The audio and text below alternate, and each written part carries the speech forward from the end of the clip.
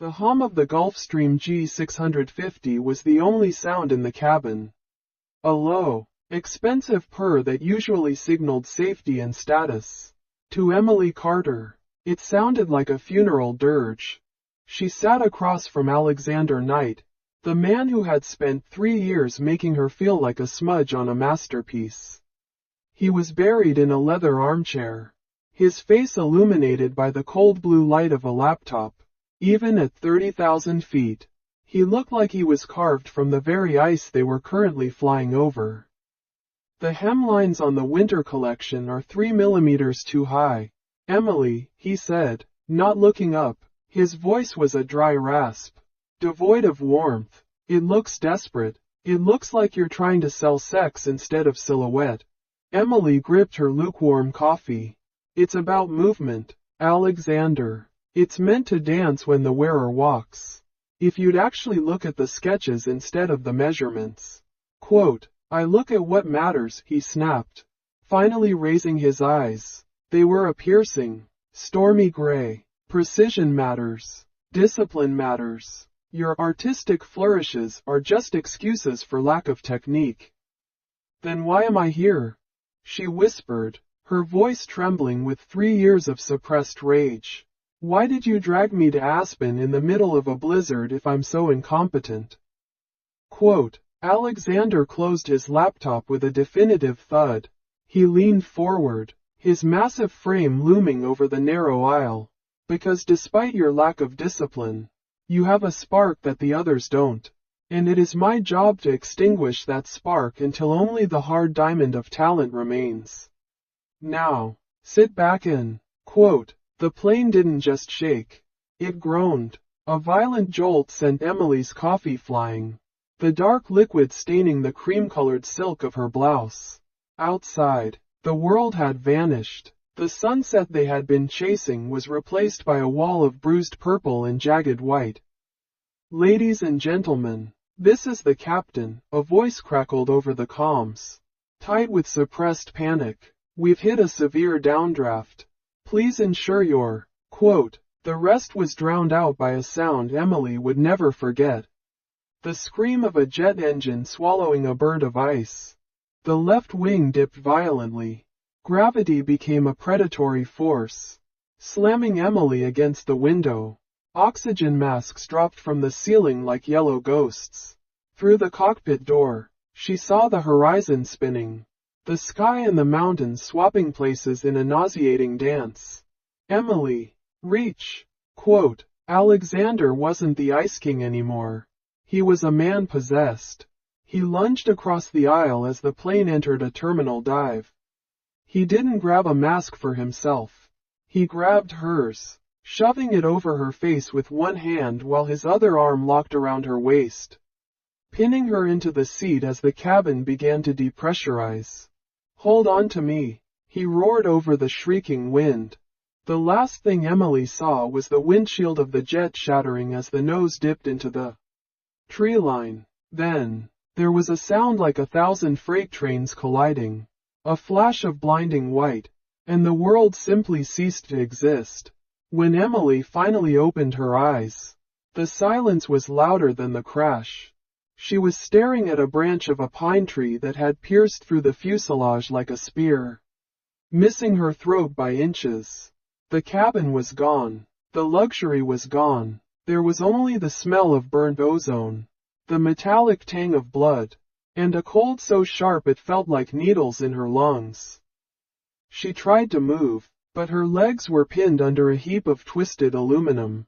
Alexander? She called out. It was a pathetic, small sound. A few yards away, a mound of snow shifted. A hand, bloodied and blackened by soot, clawed its way out. Alexander Knight emerged from the wreckage of the galley. His expensive charcoal suit was shredded, and his left arm hung uselessly at his side, bone white against the crimson soak of his shirt. He didn't cry out. He didn't even gasp. He simply looked at the sky, then at the mangled remains of the plane, and finally, at her. The pilot? Emily choked out, looking toward the severed cockpit that lay 40 yards down a steep, icy ravine. Alexander followed her gaze. He saw the fire licking at the wreckage near the fuel tanks. He saw the lack of movement. He looked back at Emily, his expression hardening into a mask of brutal survival. "We are the only ones left," he said, his voice stripped of all its corporate silk. "And the sun is going down. If I don't get you out of those seats in 10 minutes, the mountain will do what the plane couldn't." He stumbled toward her, his breath coming in ragged plumes of frost for the first time in 3 years. The power dynamic had shifted. He wasn't the boss, and she wasn't the employee. They were just two heartbeats in a world of ice. And the Ice King was the only thing standing between her and the grave. The sun didn't set, it surrendered. One moment, the sky was a bruised plum. And the next, it was an obsidian void that sucked the heat right out of Emily's bones. "I can't feel my legs," Emily whispered, her voice rattling against her teeth. The weight of the fuselage was a cold, indifferent beast crushing her lower half into the permafrost. Alexander didn't answer. He was grunting, a primal, rhythmic sound of exertion. His good arm was hooked under a jagged spar of titanium, his boots skidding for purchase on the slick ice. The veins in his neck were thick cords. And despite the sub-zero temperature, sweat was freezing into beads of ice on his forehead. "On 3, he wheezed. 1, 2, 3, quote, with a shriek of tortured metal. The wreckage groaned and shifted just enough. Alexander lunged, grabbing Emily by the harness of her coat and dragging her backward. The movement was violent, sending a flare of agony through her hips. But then, she was free. She collapsed into the snow, gasping as the blood rushed back into her limbs like 1,000 stinging wasps. Alexander fell beside her, his chest heaving. His white dress shirt was now a map of grease, blood, and soot. He looked at his ruined left arm. The shoulder was clearly dislocated, the joint sitting at a sickening angle. "We need a fire," he panted, looking around the debris field. "And shelter. The wind is picking up." "You're hurt," Emily said, reaching out instinctively. He flinched back, the old Alexander flickering for a second in his eyes. The man who allowed no one to see him weak. "I'm fine. Gather anything that will burn. Seat cushions, manuals, luggage. Move, Emily. Movement is life." She scrambled up, her legs wobbling like a newborn fawn's. The debris was scattered across 100 yards of the mountainside. She found a leather suitcase, his, and dragged it toward a natural overhang of rock. She found the emergency manual, its pages fluttering like dying birds. By the time she returned to the overhang, Alexander had managed to do the unthinkable.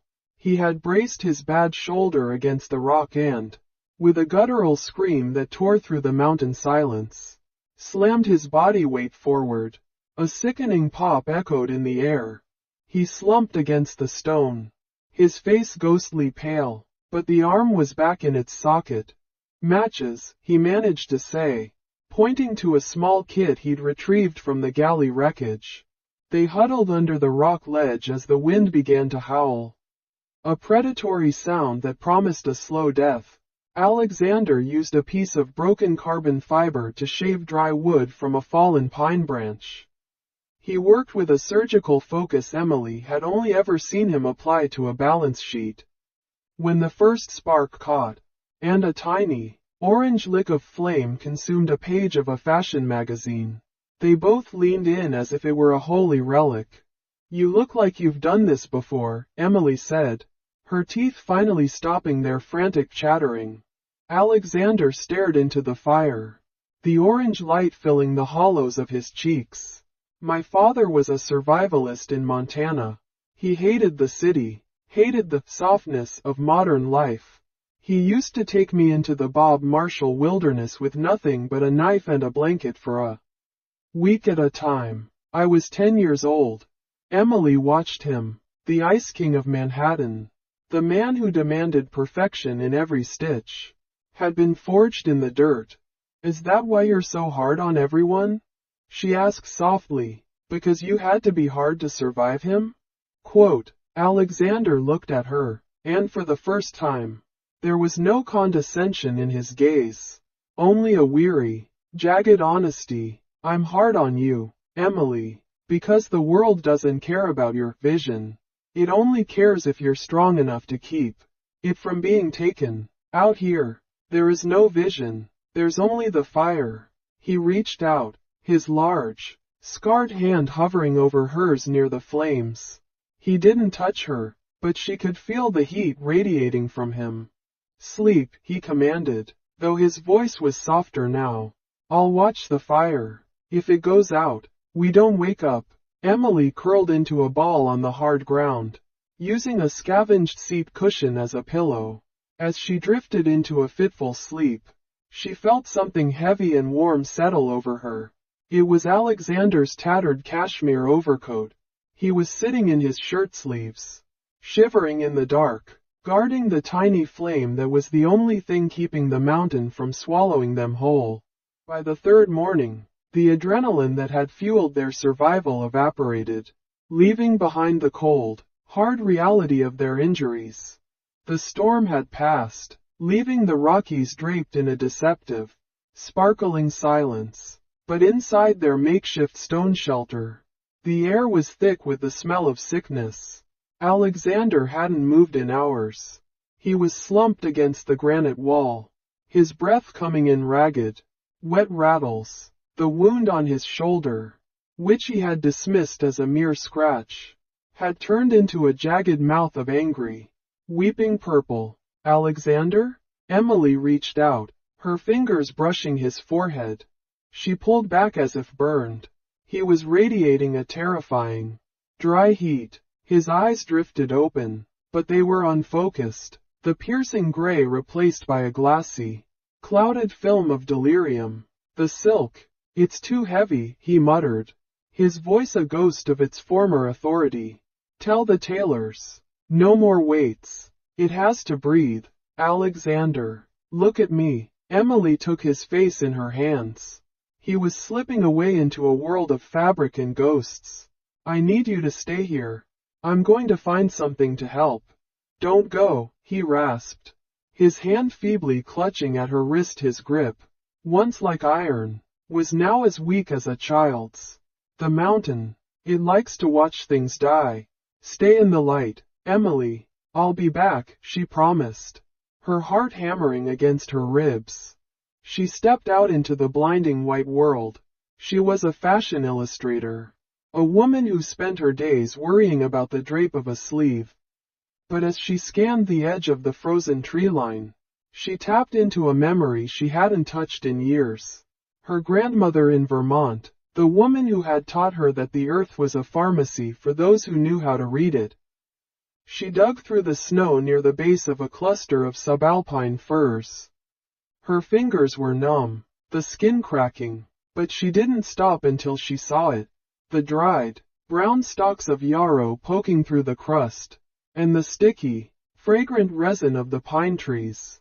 She returned to the shelter and worked with a frantic, desperate focus. She crushed the yarrow into a bitter paste using a flat stone and mixed it with the pine resin. A natural antiseptic. This is going to hurt, she whispered. Alexander didn't even moan when she applied the poultice to his infected shoulder. He only let out a long, shuddering sigh, his head falling back against the stone. That night, the temperature plummeted to a level that felt lethal. The fire was a dying ember, and their wood supply was gone. Emily knew that if Alexander's core temperature dropped any further, the infection wouldn't even have a chance to kill him. The cold would finish the job first. She did the only thing she could.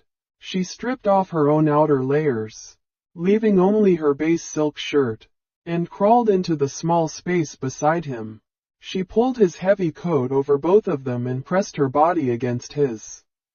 Work with me, Alexander, she whispered into his chest. You're the Ice King. Remember? You don't let anything break you. Slowly, she felt his heart rhythm begin to steady against her own. In the darkness, the barriers of Manhattan fell away. There was no CEO, no underappreciated designer. There was only the heat of two bodies fighting a war against the void. In his sleep, Alexander's hand found hers. He didn't pull away. He squeezed her fingers. A silent, unconscious plea for her to stay. "Emily," he murmured, his voice finally clear for a fleeting second. "I saw your sketches. The ones you hid in the back of the folder. The ones of the stars. You saw those?" She whispered. "They were beautiful," he breathed, his fever-warm breath ghosting over her cheek. "I hated them, because they reminded me of everything I gave up to be this."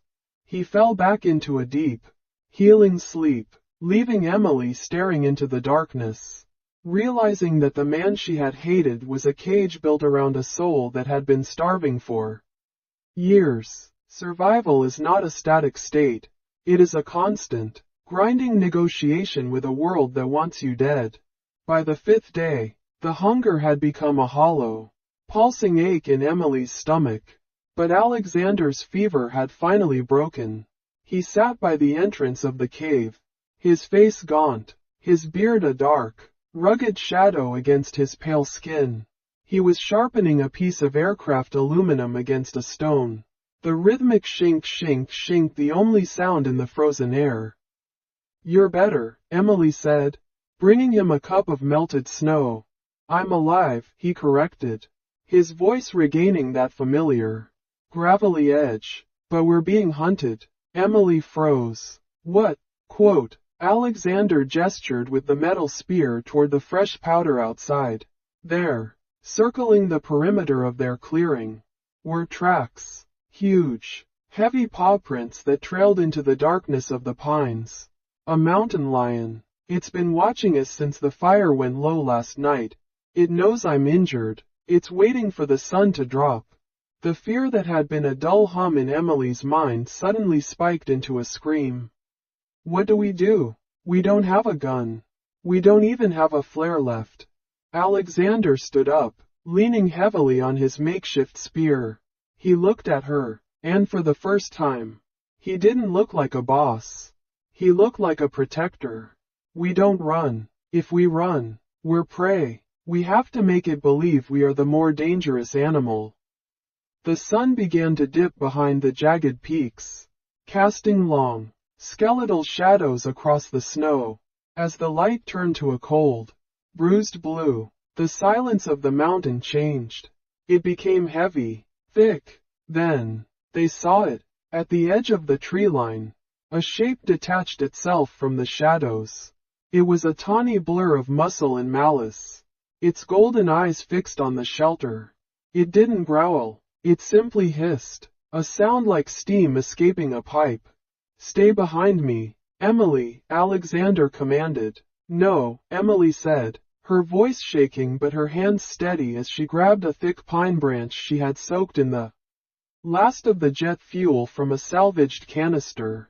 "Together, Alexander. You said it yourself. Movement is life." The cat lunged, a silent explosion of fur and claws.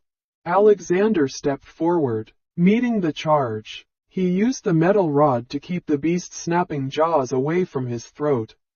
The metal clanging against the lion's teeth. The weight of the animal nearly took him down, his injured shoulder screaming in protest. "Now!" he roared. Emily thrust the burning pine branch forward. The jet fuel ignited into a violent, orange gout of flame, roaring into the lion's face. The smell of singed fur filled the air, startled by the fire and the sheer defiance of the two humans. The mountain lion twisted in midair, landing heavily in the snow and retreating into the trees with a low, frustrated snarl. Alexander slumped against the rock, the aluminum rod clattering to the ground. His breath came in ragged gasps. Emily dropped the torch and turned to him, her heart hammering so hard she could feel it in her fingertips. Without thinking, she threw her arms around his neck. He stiffened for a heartbeat. Then his good arm wrapped around her waist, pulling her flush against him. We did it, she sobbed into his shoulder. We're still here. Alexander pulled back just enough to look at her. The Ice King was gone.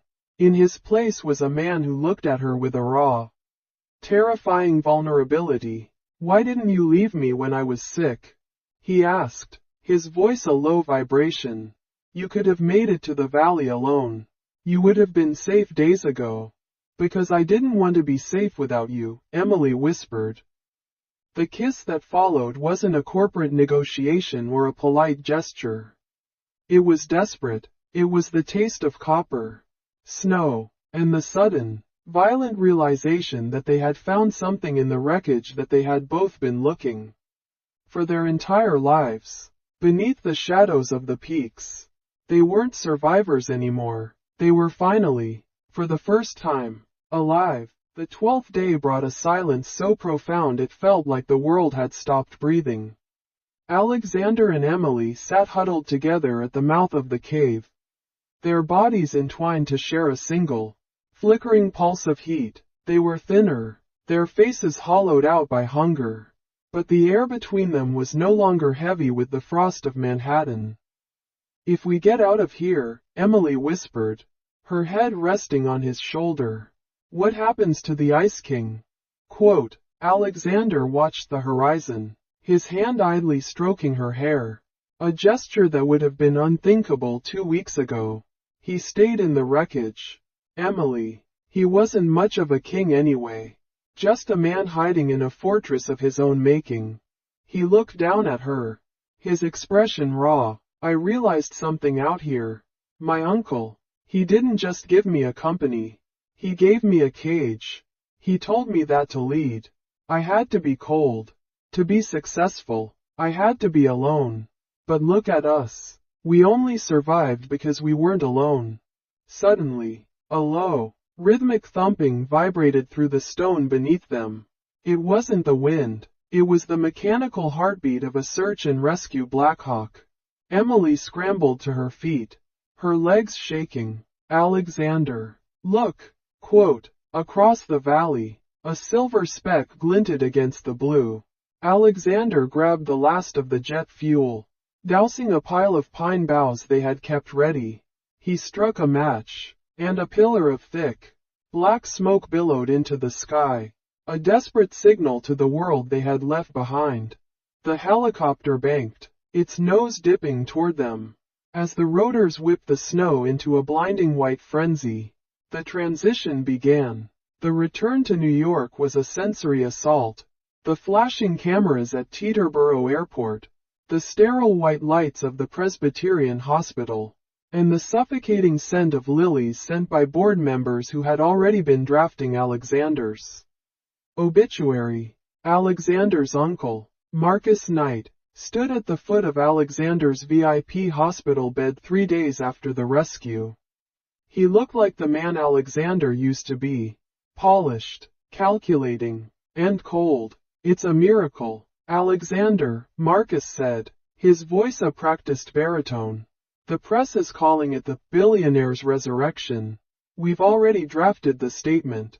We'll play up your rugged survival, ignore the assistant, and get you back in the boardroom by Monday. We have a merger to close. Alexander sat up, his shoulder heavily bandaged, his eyes harder than any diamond he'd ever sold. The assistant saved my life, Marcus, and her name is Emily. Don't be sentimental, Marcus dismissed with a wave of his hand. She did her job. We'll give her a generous severance package and, quote, you're fired. Marcus, Alexander interrupted. The room went silent. Marcus laughed, a dry, brittle sound. You can't fire me. I control the board. Not anymore, Alexander said, holding up a tablet. While I was recovering, I had my personal lawyers look into those offshore accounts you've been using to bleed Knight and Vale. You have 10 minutes to resign before the SEC gets the file. And Marcus? Don't ever call her an assistant again. 6 months later, the flagship store on Fifth Avenue looked different. The minimalist, icy decor had been replaced by warm woods, soft lighting, and sketches of stars and mountain peaks etched into the glass. The new sign above the door read, Carter and Knight. Emily stood in the center of the showroom, wearing a gown of her own design, a flowing, ethereal silk that moved like the morning mist. She wasn't an employee anymore. She was the creative director and an equal partner. The bell chimed, and Alexander walked in. He wasn't wearing a tie. He looked at Emily, and the smile that touched his lips was one that only she truly knew. The gala starts in an hour, he said. Stepping close to her, he smelled of sandalwood and the outdoors, a scent he had refused to trade back for the sterile colognes of the past. I'm ready, she said, but as she reached for her wrap, he took her hand. Actually, he whispered, I have one more design I want you to see. He led her to the back of the studio, where a single mannequin stood draped in a heavy, tattered cashmere coat, the same one he had wrapped around her that first night on the mountain. He reached into the pocket and pulled out a ring. It wasn't a standard diamond. It was a raw, uncut sapphire the color of the Colorado sky at twilight. Out there, I learned that everything I built was hollow, Alexander said, his voice thick with emotion. The only thing that was real was the way you looked at me when the fire was going out. You saw the man I was supposed to be.